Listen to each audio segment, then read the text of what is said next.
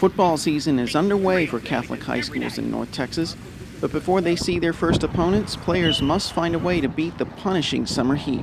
And that means a very early morning for some. The varsity and the JV kids, we practice at 6 a.m. on the field every day. We're usually done by around 8:05, and then we take them inside for meetings and weights and things like that. Educating players on how to prepare for the heat is a big priority for schools.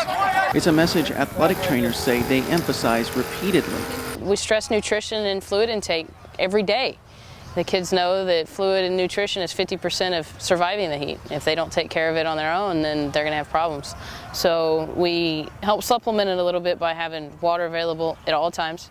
When they have longer break periods or in between workouts, there's Gatorade available. According to a study by the National Center for Catastrophic Sport Injury, the number of high school football players with heat-related illnesses has gone down in recent years.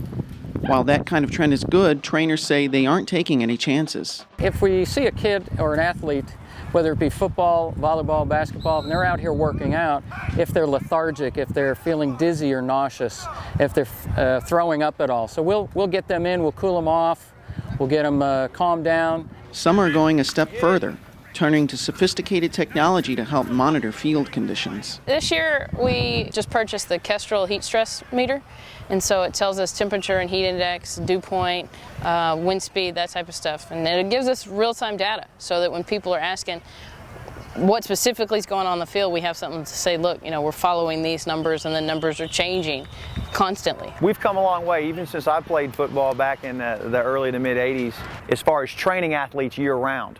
It's not just come in for a couple weeks in training camp and get ready to go play a season.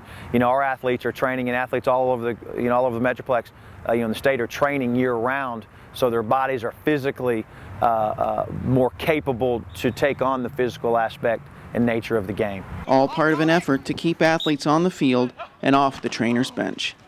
For the Texas Catholic, I'm Seth Gonzalez.